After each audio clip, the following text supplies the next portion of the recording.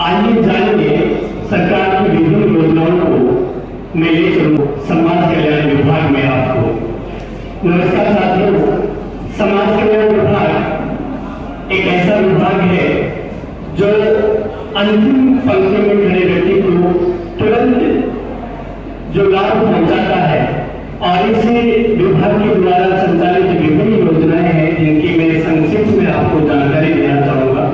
और ये योजनाएं हो सकता है कि सीधे आप लोगों से संबंध ना रखती हो, लेकिन आपसे जुड़े हुए तमाम लाभार्थियों को लाभ दिलाने में आपकी हेल्प करेगी। कई बार ऐसा हमने महसूस किया है कि किसी लाभार्थी को हम लाभ दिलाना तो चाहते हैं, लेकिन हमें ये पता नहीं होता है कि हम उस लाभार्थी को लाभ किस तरह से दिलाएं और कौन सी वो योजनाएं हैं जिनके माध्यम से हम उनको लाभ दिलाएं। समाज कल्याण विभाग की बहुत सारी फ्लैगशिप योजनाएं हैं, जिनमें सबसे महत्वपूर्ण यदि कोई योजना है तो वो एक पालनहार योजना है।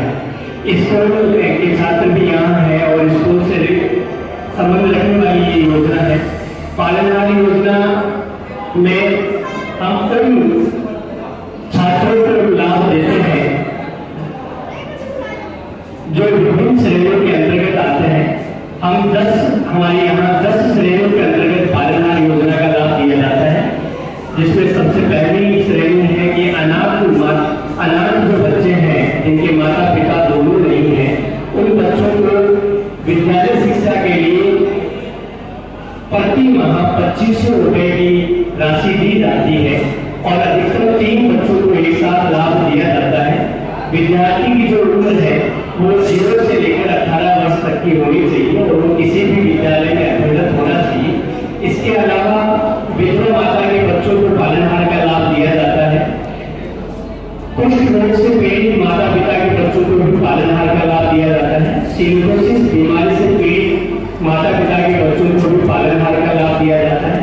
इसके अलावा आजीवन कारावास से दंडित माता पिता के बच्चों को भी पालनहार का लाभ दिया जाता है। यदि श्रेणियों में सबसे महत्वपूर्ण श्रेणी की बात हो तो वो दिव्यांग श्रेणी के बच्चों की है, जिसमें यदि दंपति दोनों ही विकलांग श्रेणी में है, दिव्यांग श्रेणी में है, या माता या पिता में से कोई भी एक दिव्यांग श्रेणी में आता है तो उसके सभी बच्चों को पालनहार का लाभ दिया जाता है।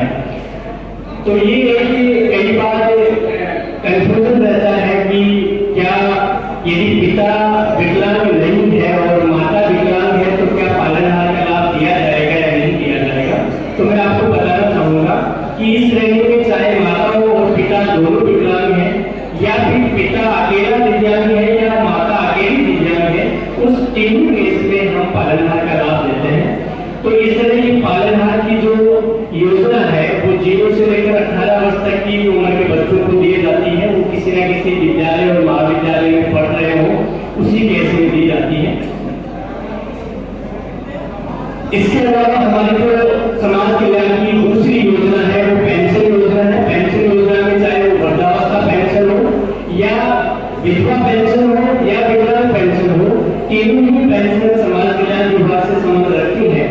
और वृद्धावस्था पेंशन के लिए महिला की उम्र 55 वर्ष होनी चाहिए, जबकि पुरुष की जो उम्र है वो 58 वर्ष होनी चाहिए। इनकी जो आय का क्राइटेरिया वो है 1,40,000 रुपए इनकी आय होनी चाहिए। इसके अलावा समाज कल्याण विभाग की एक और महत्वपूर्ण योजना कन्यादान योजना के नाम से जानी जाती है। कन्यादान बीपीएल श्रेणी की जो बालिकाएं हैं जिनकी शादी के अवसर पर उनके पिता या घरवालों को हम कन्यादान के रूप में कुछ राशि दे होते हैं। यदि बालिका 10वीं पास से उसकी शादी हो रही है तो उनके घरवालों को हम 31,000 रुपए कन्यादान के रूप में देते हैं। यदि बच्ची 12वीं पास है और उसकी शादी है तो 41,000 रुपए, और यदि बच्ची ग्रेजुएशन पास कर रखी है तो उस केस में हम 51,000 रुपए की राशि देते हैं। शर्त इसमें ये है कि परिवार के पेड़ हो या पालनहार का लाभ लिया हुआ हो या वो दिव्यांग श्रेणी से पेंशन ले रहे हो, इन तमाम श्रेणियों की बालिकाओं की शादी पर हम कन्यादान की राशि देते हैं। इसमें महत्वपूर्ण बात यह है कि शादी होने के 6 महीने के अंदर अंदर हमें ऑनलाइन ई-मित्र के माध्यम से आवेदन करना होता है। यदि शादी के 6 महीने बाद में यदि हमने तो ये बात बहुत ही ध्यान देने योग्य है कि कन्यादान योजना का लाभ सभी लोग लें। विद्यार्थियों से जुड़ी हुई महत्वपूर्ण योजना जो आज पूरे राजस्थान में बहुत ही अच्छे स्तर पर चल रही है, अनुकृति कोचिंग योजना।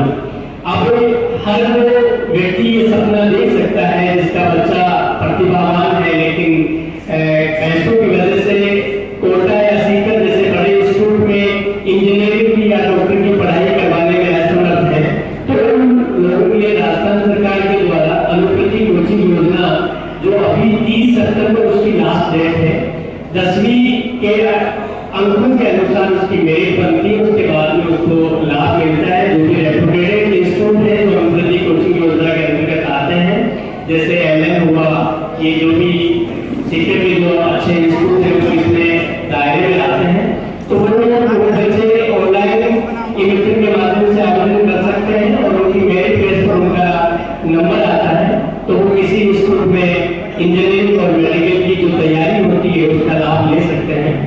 इसके अलावा एक DBT वाउचर योजना हमारी चलती है, जिले पर जो भी महाविद्यालय होते हैं, यदि बच्चा या बच्ची उस महाविद्यालय में, सरकारी महाविद्यालय में एडमिशन लेता है और वो वहाँ कमरा लेकर अपनी आगे की पढ़ाई को पूरा करता है, तो उस केस में सरकार के द्वारा उन बच्चों के कमरे का किराया प्रति माह 2000 रुपए से भरण पोषण करती है।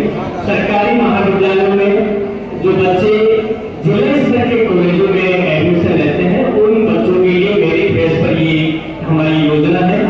इसके अलावा समाज कल्याण विभाग की एक योजना जो छात्रावास योजना है, जो बहुत सारे अलग अलग जगह हमारे छात्रावास है। यदि मैं यहाँ की बात करूँ तो अधिकतर में राजकीय अम्बेडकर छात्रावास से समाज कल्याण विभाग का छात्रावास है, जिसमें सभी श्रेणी के बच्चे एडमिशन ले सकते हैं। जो भी अधिकतर में या अधिकतर के पास किसी भी स्कूल में, चाहे वो सरकारी स्कूल हो या प्राइवेट स्कूल हो, बच्चा यदि वहाँ पढ़ रहा है तो वो छात्रावास में ई-मित्रा के माध्यम से आवेदन कर सकता है, उसमें प्रवेश ले सकता है। छात्रावास में रहना खाना बिल्कुल फ्री है, आवास की पूरी सुविधा है, तो ये बहुत ही अच्छी योजना है। यदि यहाँ के बच्चे जैसे अजीतगढ़ में रहकर अपनी पढ़ाई पूरा करना चाहते हैं तो उन बच्चों के लिए बहुत ही अच्छी योजना है छात्रावास की, तो उसमें भी वो भाग ले सकते हैं। समाज कल्याण विभाग की एक और योजना जिसमें हम लाभार्थी को डायरेक्ट लाभ देने का प्रयास करते हैं, और वो है उत्कर्ष मित्र योजना जो हमारी है। हम विभिन्न दिव्यांग भाइयों को यदि वो लोकोमोटिव डिसेबिलिटी से हैं तो उनको ट्राईसाइकिल वितरण करते हैं। इसके अलावा जो विभिन्न चेयर है वो भी हमारे द्वारा वितरण की जाती है। इसके अलावा बैसाखियां हैं, हियरिंग ऐड है, यदि कानून से सुनाई नहीं दे रहा है और आपके पास में मेडिकल सर्टिफिकेट है तो हम समाज कल्याण विभाग के द्वारा हियरिंग ऐड भी देते हैं। इसके अलावा अब तक एक स्कूली